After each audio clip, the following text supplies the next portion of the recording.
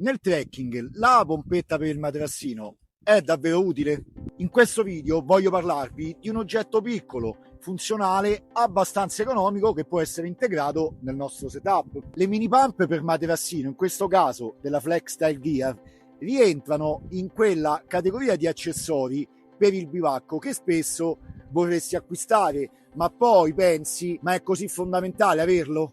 Partiamo con il valutare gli aspetti più importanti di ogni oggetto, tolto ovviamente le specifiche particolarità per ognuno, il costo, o meglio ancora, se il costo equivale poi effettivamente all'apporto che ci dà quel prodotto, la funzionalità effettiva, il peso e ingombro. La mini pump della Flex Style Gear è disponibile in diversi modelli e formati. Siamo passati da uno dei primi modelli, come ad esempio la Evo, ai più recenti Tini, e con gli ultimi upgrade questo prodotto è arrivato ad un peso e caratteristiche davvero eccezionali. Dai 167 grammi appunto della Evo, che comunque non sono molti, siamo arrivati ai 48 della Tini upgrade 2024, senza contare gli ultimi modelli che puntano anche all'estetica. Tornando alla nostra pompa, questa che vi mostro è la versione X della Tini, scelta perché, tornando all'introduzione del video, non ritenendolo, parere mio, un oggetto fondamentale, con questo vento ho scelto la giornata sbagliata per realizzare il video. Ho voluto spenderci il meno possibile, pur garantendomi comunque un prodotto valido e non eccessivo come peso rispetto ai modelli precedenti. 89 grammi, leggerissima, batteria ricaricabile con attacco di tipo C, piena autonomia di 15 minuti, 3 diverse intensità di illuminazione grazie alla mini torcia integrata. Acquistata, come ormai spesso faccio, su AliExpress a meno di 16 euro. Trovate il link in descrizione se vi interessa. Ma guardiamo anche ad altri modelli. La Evo pesa 167 grammi e ha un'autonomia dichiarata di circa 40 minuti, con un'erogazione di 250 al minuto. La Tini Pump 2024 è disponibile in due versioni, con o senza luce, ed il suo formato davvero compatto la porta a pesare solo 47 grammi, ma c'è un ma. Se i 180 litri al minuto sono confermati, diminuiscono i minuti in cui la carica permette alla pompa di funzionare. Ecco che nell'evoluzione dai 40 minuti della Evo siamo passati ai 15 della Tini Pump Upgrade 2024 e della X che possiedo io. Insomma, come sempre, d'altronde, se vogliamo essere leggeri, a qualcosa occorre rinunciare. Il prezzo varia anche a seconda da dove facciamo il nostro acquisto. Nei negozi fisici dipende dal venditore. Su AliExpress, sfruttando magari la campagna Choice, possiamo prendere la versione aggiornata allo stesso prezzo della Evo su Amazon, o anche meno, come nel mio caso. Ma ora entriamo nel dettaglio della Tini Pump X. 5 ugelli, 5 attacchi che soddisfano praticamente un po' tutte le diverse misure, esclusi i modelli ultimi usciti sul mercato.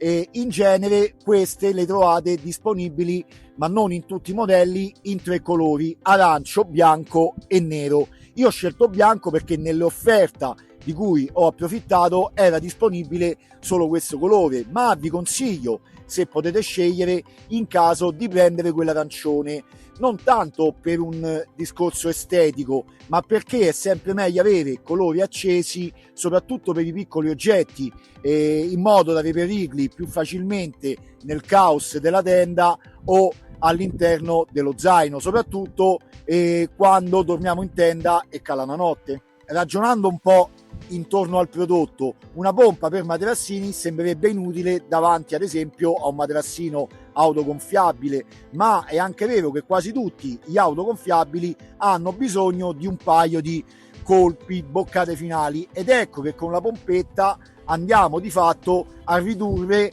se usiamo appunto il fiato, quel piccolo problema che si potrebbe creare quando introduciamo all'interno appunto del materassino l'umidità attraverso le nostre cavità orali, che stando a come sostengono molti potrebbe rovinare nel tempo il materassino stesso. Possiamo tuttavia, non tutti, usare anche il cuscino durante i nostri bivacchi, ed ecco che gli oggetti da gonfiare diventano 2 o meglio ancora 4 se siamo in coppia. E possiamo considerare il fatto che, esclusi i trekking, i bivacchi, la pompetta può essere usata anche in altre occasioni durante l'anno, come ad esempio portarla al mare per gonfiare il classico materassino senza stare lì a spolmonarci, si dice spolmonarci, e magari sotto al sole. Nei campeggi fissi, quelli dove il materiale che viene usato, soprattutto i materassi, sono ancora più voluminosi rispetto a quelli per il trekking, ecco che per una famiglia classica, ad esempio di 4 persone, gonfiare 4 materassi da 15-20 cm di altezza risulta essere un lavoro non impossibile, ma che con la pompetta diventa decisamente più rapido e comodo. Ovviamente con la pompa possiamo lavorare anche in maniera inversa, e questo può essere utile anche nei trekking, quando dobbiamo sgonfiare al mattino. Detto questo, vogliamo arrivare alle conclusioni finali? Possiamo quindi dire e sostenere che questo oggetto può essere fondamentale da integrare nel nostro setup? Io dico ni, perché aiuta ma non è essenziale, ma dato il costo economico e dimensioni e peso non eccessive, possiamo sicuramente integrarlo nel nostro setup, magari andando a risparmiare qualche grammo e volume per compensare da un'altra parte. E qui entrano in campo altri 2 fattori di cui tener conto, altre 2 caratteristiche molto importanti appunto di questo oggetto: l'illuminazione e la possibilità di ricaricare, usare la pompa come una power bank. Il buon trekker sa che il miglior modo per non rimanere mai senza luce della frontale è quella di portare 2 frontali. Io ad esempio non ho mai usato lampade da appendere nella tenda, ma sempre una frontale, l'altra la tengo di scorta nel caso ne avessi bisogno. Ecco che, avendo nella pompetta un'illuminazione supplementare, e che illuminazione, possiamo pensare di non portare la seconda frontale. Essendo quindi anche una possibile fonte di ricarica elettronica, possiamo pensare, se ne abbiamo 2, di non portare la seconda power bank. Almeno nel mio caso non parliamo di cifre elevate, vale comunque questo prodotto il costo iniziale? Assolutamente sì. Se prendiamo una pompa valida ma che non supera, a mio modesto parere, i 20, 22, 25 euro, no, secondo me se si arriva a spendere 40 o 50 o 60 euro negli ultimi modelli, ma ognuno con il proprio denaro fa sempre ciò che vuole.